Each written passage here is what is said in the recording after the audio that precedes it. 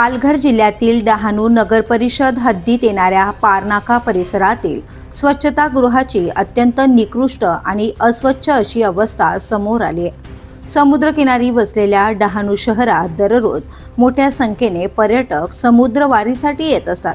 त्याचबरोबर या परिसरात शाळा व महाविद्यालये देखील असल्याने विद्यार्थ्यांचीही वर्दळ मोठ्या प्रमाणात असते।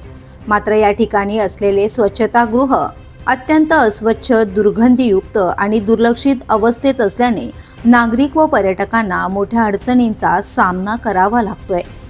स्वच्छतेच्या अभावामुळे आरोग्याचा प्रश्नही निर्माण होण्याची शक्यता व्यक्त केली जाते। या गंभीर समस्येकडे प्रशासनाचे कोणतेही लक्ष नसल्याचे चित्र दिसत असून नव्याने निवडून आलेल्या नगराध्यक्षांनी याकडे तातडीने लक्ष द्यावे अशी मागणी प्रहार संघटनेचे डहाणू तालुका सचिव जितेश पाचलकर यांनी केली आहे। नगर परिषद प्रशासनाने स्वच्छता व्यवस्थेकडे दुर्लक्ष न करता संबंधित स्वच्छतागृहाची तात्काळ दुरुस्ती व नियमित स्वच्छता करण्यासाठी पावले उचलावीत अशी अपेक्षा नागरिकांकडून व्यक्त केली जाते।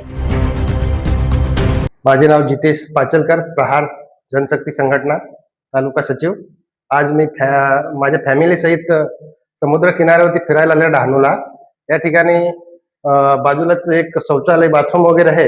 या ठिकाणी मी जाऊन बघितलं तर एवढं खराब झालेलं आहे की याकडे जे येणाऱ्या व्यक्ती याकडे लघवी सुद्धा करायला योग्य मिळत नाही।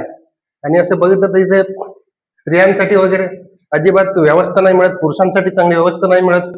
सर्व एकदम दुर्गंधी आलेली झालेली आहे। मग असे आपल्या या ठिकाणी डहाणूला जे फिरण्यासाठी येतात भाविक, त्यांची इथे गैरसोय होत आहे। तर मला वाटतं नगरपालिकेने, डहाणू नगरपालिकेने याकडे व्यवस्थितपणे लक्ष द्यावं असं मी त्यांना विनंती करतोय।